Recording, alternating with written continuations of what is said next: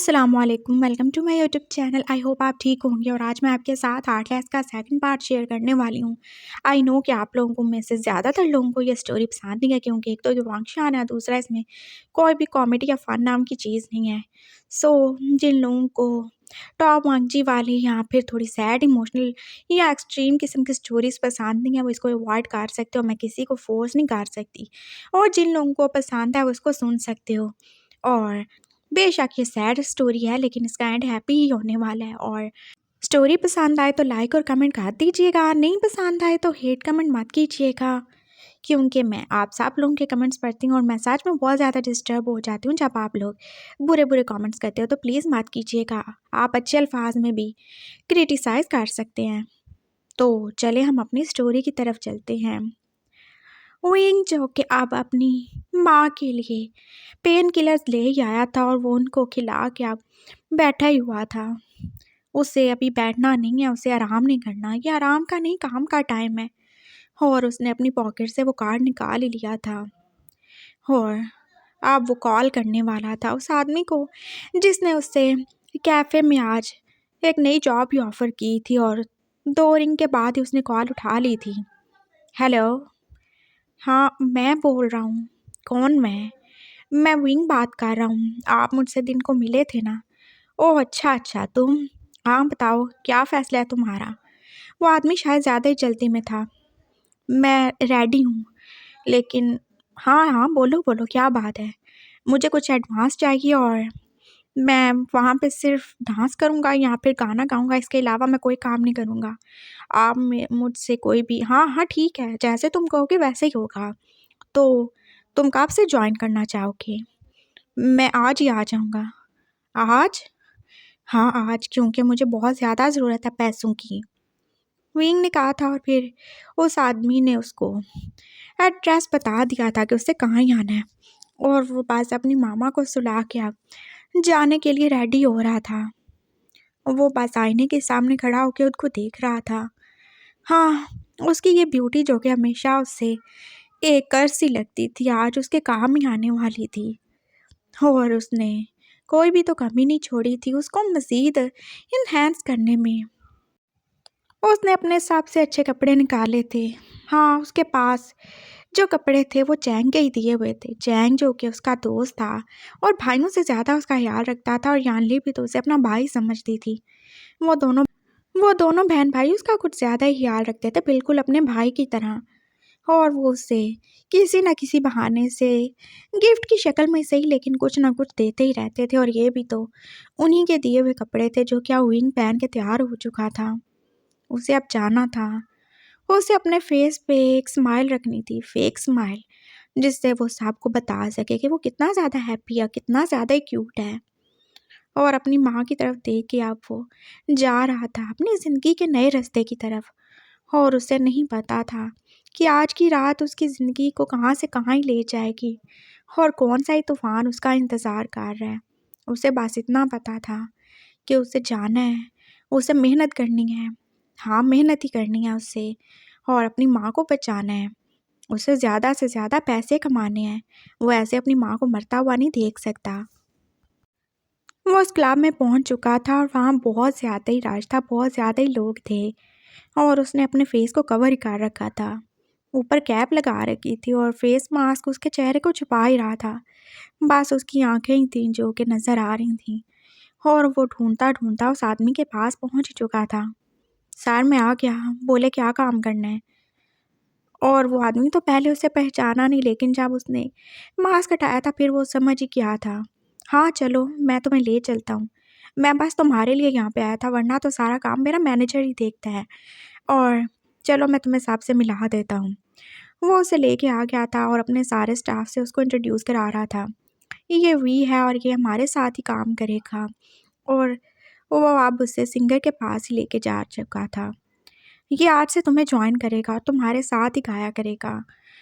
वो लड़का जो पहले थोड़ा हैरान ही हुआ था, लेकिन फिर उसने बस चुपचाप उसके लिए सीट खाली कर दी थी। विंग जो उसके साथ ही बैठ चुका था और अब कितने सारे लोग बस उसकी तरफ ही देख रहे थे।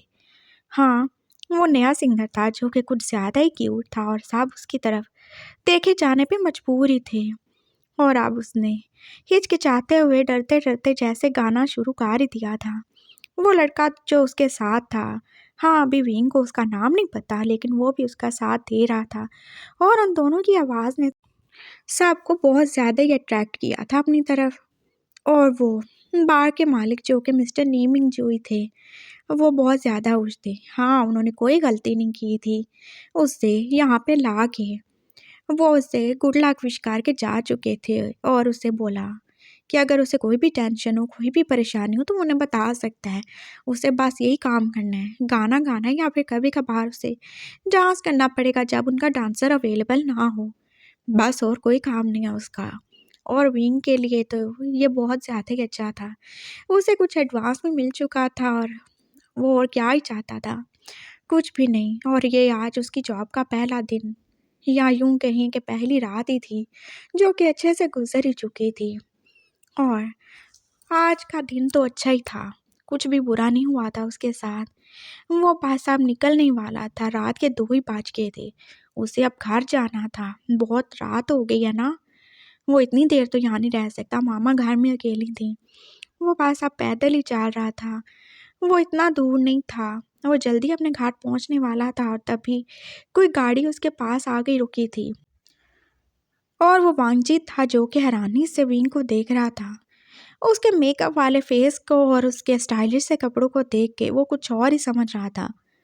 तो मैंने सही सोचा, तुम सच में ऐसा वैसे ही काम करते हो।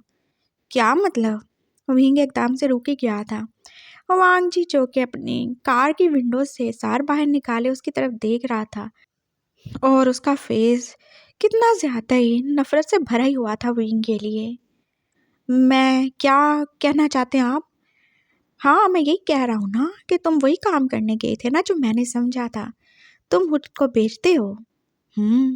अच्छे तो तुम हो, बॉडी भी काफ़ी सेक्सी है तुम्हारी। तो अगर तुम फ्री हो तो मेरे साथ चलोगे क्या? व्हाट रबिश, क्या बकवास किए जा रहे हैं आप? आप मेरे सीनियर हैं, मैं आपकी रिस्पेक्ट कर रहा हूँ और आप क्या ही बोले जा रहे हो? हे यू! वांगजी एकदम से अब कार से बाहर निकल आया था और विंग के सामने खड़ा हो गया। क्या बोला तुमने? हाँ, रिस्पेक्ट। मैं तुम्हारा सीनियर हूँ, तुम मेरी रिस्पेक्ट कर रहे हो। नहीं चाहिए तुम्हारी रिस्पेक्ट मुझे, मांगी क्या मैंने? मैंने तुमसे वो मांगा जो तुम दूसरों को देते हो, तो मुझे भी दे दो। चलोगे क्या रात को मेरे साथ? अच्छे पैसे दे दूंगा तुम्हें। और हाँ, अगर मैं अकेला तुम्हारे लिए काफ़ी नहीं पड़ा तो कोई बात नहीं। जानते हो मेरे घर में मेरे काका भी हैं, बहुत ज़्यादा स्ट्रांग हैं। और वो तो न जाने कब से ही। और इससे पहले कि वांगजी कुछ और बोलता, विंग का थप्पड़ उसे खामोश करवा ही चुका था। आप जो मर्जी मुंह में आ रहा है बकवास किए ही जा रहे हैं। मैं ऐसा नहीं हूँ और ना मैं ऐसा वैसा कोई काम करता हूँ। तुम्हारी ये हिम्मत, तुमने मुझे थप्पड़ मारा, वांगजी को मारा तुमने। और अब वांगजी का पास नहीं चल रहा था कि वो तो विंग को कच्चा ही चबा जाए। हाँ, मारा आपने, जो बात की है उसके ऊपर तो आपको थप्पड़ ही मारना बनता है। सही हो गया। मैं तुम पे हाथ उठा के अपने हाथ गंदे नहीं कर सकता। तुम जैसे नीच और गिरे हुए लोग इस काबिल नहीं होते कि उन्हें मारने के लिए भी टच किया जाए। मैंने तो तुम्हारी हेल्प करने के लिए बोला था और तुमने बहुत बड़ी गलती की है मुझ पे हाथ उठा के। और तुम याद रखना, जो तुमने किया है ये तुम्हें कहाँ पे लेके जाएगा। और तुमने मेरे साथ जो किया है उसके बाद तुम अब भूल ही जाना कि तुम्हारे साथ कभी कुछ अच्छा होगा। मैं तुम्हारी लाइफ को हेल बना दूंगा। तुम खुद को समझते क्या हो? अगर तुम प्यारे हो, तुम्हारे पास ब्यूटी है, तो तुम कुछ भी कर लोगे, दूसरों के साथ मुंह काला कर सकते हो, तो मेरे साथ क्यों नहीं? मैंने कुछ भी ऐसा वैसा नहीं किया, समझ गए आप? और आप मुझे जाने दें और आई एम सॉरी जो मैंने आपके ऊपर हाथ उठाया। विंगा वहाँ से जाना चाहता था कि वो आधी रात को इसके मुंह नहीं लगना चाहता था। वांगजी जो कि एक स्ट्रॉन्ग अल्फा था और विंग उसे देखते ही समझ चुका था, वो बिल्कुल भी कोई भी रिस्क नहीं लेना चाहता था। यहाँ पे उसके साथ रह गए। वांगजी अब कार में बैठ के जा चुका था और उसका फेस और उसकी आंखें जैसे गुस्से से रेड ही हो चुकी थीं। उसने उसे थप्पड़ मारा लेकिन उसने आगे से कुछ भी नहीं किया, नहीं मारा उसे। और वो ऐसा नहीं था जो बस बॉडी पे चोट देता। बल्कि वो तो ऐसा था ना जो लोगों की सोल को हिला के रख देता था। मैं तुम्हें ऐसा दर्द दूंगा लड़के कि तुम सारी जिंदगी उससे बाहर नहीं निकल सकोगे। और ये मेरा तुमसे वादा है, वांगजी का वादा है। उसने जैसे खुद से भी वादा किया था और अब वो गाड़ी ड्राइव करके जा चुका था और विंग अपने घर पहुंच चुका था। मामा जो अभी तक सुकून से सो रही थी और विंग ने जल्दी से बस चेंज किया था। उसे अभी पढ़ना भी था लेकिन कैसे ही पढ़े, उसे बहुत ज़्यादा टेंशन हो रही थी। वो जानता था वांगजी को कोई भी कॉलेज में इतना खास पसंद नहीं करता था। हाँ, उसके कुछ गिने चुने दोस्त थे जो कि उसकी तरह ही रूड और बहुत ज़्यादा एरोगेंट थे और वो उनके साथ ही रहता था। और उससे बहुत ज़्यादा ही भरम था अपने पैसे का, अपने भाई की दौलत और जायदाद का और अपने ऊंचे खानदान का। और ये तो कोई भी नहीं जानता था कि वांगजी हूद जो कि इतना ज़्यादा एरोगेंट है, उसको इतना ज़्यादा गुरूर है, असल में वो क्या है। वो खुद एक नाजायज़ औलाद है जो अपने भाई का गुलाम है और इसके अलावा कुछ भी नहीं। विंग भाई साहब 2 घंटे पढ़ने का ही फैसला कर चुका था। हाँ, उसे ऐसे नहीं रहना, उसे पढ़ना है। वो ऐसे कामों के बीच में अपनी पढ़ाई नहीं छोड़ेगा। और अब पढ़ने के बाद उसे नींद आ ही चुकी थी और सुबह वो टाइम से ही उठ गया था और उसकी ऐसे ही रूटीन अब चलने ही वाली थी। कॉलेज आके भी वो चुपचाप था, वो बहुत ज़्यादा थक गया था। उसे आराम की ज़रूरत थी लेकिन आराम उसके नसीब में नहीं था। और अभी वो कॉलेज एंड होने के बाद बाहर निकल रहा था कि फिर से वांगजी उससे टकरा गया। तो जा रहे हो तुम फिर? चलो सही है, मिलते हैं फिर रात को। वो उसे देखकर बहुत अजीब अंदाज से मुस्कुराया था, उसे आंख मार के जा चुका था और विंग जो कि परेशान ही खड़ा रह गया। आखिर वो क्या बोल के गया है, वो क्या करना चाहता है। उसे बहुत ज़्यादा ही डर लग रहा था लेकिन डर के भी क्या ही फ़ायदा है, वो कैसे ही एक जगह पे बैठ सकता है, नहीं बैठ सकता। उसे अपना रूटीन का काम तो करना ही था। उसने दोबारा से अपना वही काम किया था, वो कैफ़े गया था, घर आके मामा को लंच दिया था, पहले मेडिसिन दी थी और फिर कैफ़े जाने के बाद तो वो वापस से घर आया था। दोबारा से मामा के लिए डिनर बनाना था, कुछ काम करना था और अब वो दोबारा से अपने उस बार जाने के लिए रेडी हो रहा था। और उसे जल्दी जल्दी जाना था और फिर जल्दी वापस आने की कोशिश करनी थी। मामा जो कि उसको ऐसे तैयार होता देखकर अजीब सी फिक्र में थी। ये तुम इतना तैयार होके कहाँ जा रहे हो? मामा मैं काम पे जा रहा हूँ। कैसा काम है? बोलो, कौन सा काम शुरू कर दिया तुमने? तुम कल मुझे सोता छोड़ के चले गए थे। मैं जब उठी मैंने देखा तुम नहीं थे। बताओ मुझे विंग, क्या कर रहे हो तुम? मामा मैं कुछ भी ऐसा वैसा नहीं खा रहा, आप गलत समझ रही हैं। मैं बस गाना गाता हूँ और कुछ भी नहीं करता। वो गलत नहीं था लेकिन फिर भी जैसे अपनी नज़रें चुरा ही रहा था। देखो विंग, मैं तुम्हारे लिए कुछ नहीं कर सकती, मुझे पता है, लेकिन मैं तुम्हें ये भी नहीं करने दूंगी कि तुम मेरे लिए अपने आप को या अपनी इज्जत को खतरे में डालो। कभी कोई ऐसा काम नहीं करना जिससे तुम्हारी सेल्फ रिस्पेक्ट हर्ट हो, और मेरे लिए तो बिल्कुल नहीं। और मैं मर जाना पसंद करूँगी लेकिन मैं कभी भी तुम्हारी हराम की कमाई से अपना इलाज नहीं करवाऊँगी। इस बात को याद रखना।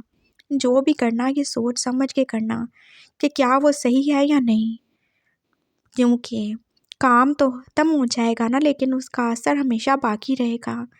और मैं ऐसे हराम के पैसों से बच भी गई तो कितना अरसा ही ज़िंदा रहूँगी। तुम समझ रहे हो ना? मेरे लिए खुद को कभी खतरे में नहीं डालना और ना अपनी इज्जत को गंवाना, तुम जानते हो ना? जी मामा, सही है, मैं ऐसे ही करूँगा। आप मुझ पे ट्रस्ट करें और प्लीज़ अपना ख्याल रखना। तुमने अपनी सब प्रेजेंट अपने पास रखी है ना? मामा ने उसे याद दिलाया था और विंग ने अपनी उस प्रेजेंट की तरफ देखा था जो कि वहाँ टेबल पे पड़ी थी। जी रख लेता हूँ। उसने जल्दी से ले ली थी और वो उसकी हाथ ही गोलियाँ थी जो कि उसकी ओमेगा सैंड को बिल्कुल ख़त्म कर देती थी। वो नॉर्मली लोगों के बीच में रहता था और किसी को ज़्यादा पता नहीं चलता था कि वो ओमेगा है। वो ऐसे ही खुद को प्रोटेक्ट करता था। हाँ, ये लेने की वजह से वो थोड़ा वीक और थोड़ा बीमार तो रहता था लेकिन उससे कोई फ़र्क नहीं पड़ता। ये उसका प्रोटेक्शन थी और वो इसे अपने साथ ही रखना चाहता था। वो अपनी मेडिसिन लेके वहाँ से आ चुका था और दोबारा से आज वो गाने गाने वाला था। नी मिंगजू आज नहीं आए थे और आज वहाँ पे उनका मैनेजर ही था। हाँ, वैन चाओ, जो कि कुछ ज़्यादा ही कमीना था और उससे तो कल ही आने वाला ये लड़का कुछ ज़्यादा ही अच्छा लग रहा था, जो बार-बार उसकी तरफ देख रहा था। और आज उसने विंग को एक एक्स्ट्रा काम भी दे दिया था। ए लड़के, जी सर, आज तुम डांस भी करोगे? मैं? हाँ, सर ने बोला था ना तुम करने वाले हो, तो तुम करोगे। लेकिन क्या? क्या तुमने नहीं हामी भरी थी? ठीक है। एक्चुअली मैं तुमसे नहीं कहता, लेकिन वो जो दूसरा लड़का है जो यहाँ पे करता था, उसकी तबीयत ख़राब हो गई है और जो उसके साथ था उसका पार्टनर, उसकी बहन की शादी है, इस वजह से वो दोनों ही नहीं आएंगे। तो आज तुम्हें ही करना पड़ेगा, कर लोगे ना? It's okay sir. हाँ, गुड बॉय। वो रूम है, तुम वहाँ पे जाके चेंज कर सकते हो और अच्छे से परफॉर्म करना। और देखना सर तुम्हारी परफॉर्मेंस से कुछ ज़्यादा ही खुश होंगे और हो सकता है वो तुम्हें मज़ीद पैसे भी दे दें। सच में? हाँ, और क्या। हो तुम जानते हो, हमारी जो ये कस्टमर है ना, बहुत अमीर हैं, बहुत ऊँचे-ऊँचे घरानों के लोग हैं और वो तो कितना सारा पैसा वैसे ही उड़ा देते हैं। अगर तुम्हारी परफॉर्मेंस उन्हें अच्छी लगी तो मैं देखना कोई वो तो तुम्हें तवाइफ नहीं पैसों हूँ में तोल ही सर। देंगे। यार ऐसा कुछ नहीं है, ये तुम्हारा काम है और ये जॉब है और तुम गलत मत सोचो, ये तुम्हारा काम है, तुम काम कर रहे हो, समझ गए तुम। जाओ अब रेडी हो जाओ, नहीं तो फिर वो लोग नाराज़ हो जाएंगे ना। वो विंग को भेज चुका था और विंग उस रूम में आ रहा था। हाँ, वो जो चेंजिंग रूम में था और वहाँ पे तो कितने अजीब-अजीब से कपड़े थे, विंग ने कभी ऐसा कुछ ट्राई नहीं किया था। लेकिन अब काम है तो करना तो पड़ेगा। उसे उन सब वाहियात कपड़ों में से जो भी सबसे डिसेंट लगे थे, वही पहन लिए थे। वो एक ब्लैक पैंट और वाइट शर्ट थी। हाँ, शर्ट जो कि थोड़ी ज़्यादा ही ट्रांसपेरेंट थी, जिसमें से बॉडी नज़र ही आती थी, लेकिन बाकी सब से वो ठीक ही थी। बाकी सब तो इससे भी गए गुज़रे थे। कुछ जिनके स्लीव्स ही नहीं थे, कुछ जिनकी शर्ट्स के बटन ही नहीं थे और कुछ की नेक तो कुछ ज़्यादा ही डीप थी। और विंग जो इसको अच्छा लगा उसने बस पहन लिया। हाँ, मजबूरी है ना, काम तो करना है उससे। वो रेडी होके बाहर आ चुका था और वो बस अपने स्लीव्स को बार-बार सेट ही कर रहा था और अपने कॉलर को भी चेक कर रहा था। वो नर्वस हो रहा था, लेकिन फिर वैन चाओ ने उससे आगे बढ़ के बोला था, देखो ये तुम्हारा काम है, जब तक तुम खुद कॉन्फिडेंट नहीं होगे तुम नहीं कर सकते ना। और सर ने तुम्हें बोला ना तुम्हें कुछ भी नहीं होगा, तुम बस अपना काम करो। तुम यही समझो कि यहाँ पे कोई तुम्हें नहीं देख रहा, कोई भी नहीं है, सिर्फ तुम हो और तुम्हारा स्टेज है। और फिर म्यूज़िक ऑन हो चुका था और विंग जो क्या डांस करना शुरू ही हो गया था और वो सब लोग उससे देखे जा रहे थे। वो उनकी सबकी नज़रों को अपनी तरफ महसूस कर रहा था, लेकिन ये उसका काम है, उसे करना है। और कुछ लोग तो अपना मोबाइल निकाल के जैसे उसकी पिक्स भी ले रहे थे। वो थोड़ी देर के लिए नर्वस हुआ था, लेकिन वो क्यों ही नर्वस हो रहा था, वो कोई लड़की तो नहीं है। और वैसे भी अभी नीमिंग जू ने और वैन चाओ ने उसे क्या ही समझाया था, उसका काम है। बस वो सांप को इग्नोर करके अपने काम में बिजी था और कोई शख्स जो कि इनके बीच में बैठा उसे बस देख ही जा रहा था और उसकी नज़रें तो विंग से हट ही नहीं रही थीं। वो पहले भी कई दफ़ा यहाँ पे आ चुका था, लेकिन आज तो ये नया लड़का उसे कुछ ज़्यादा ही अच्छा लग रहा था।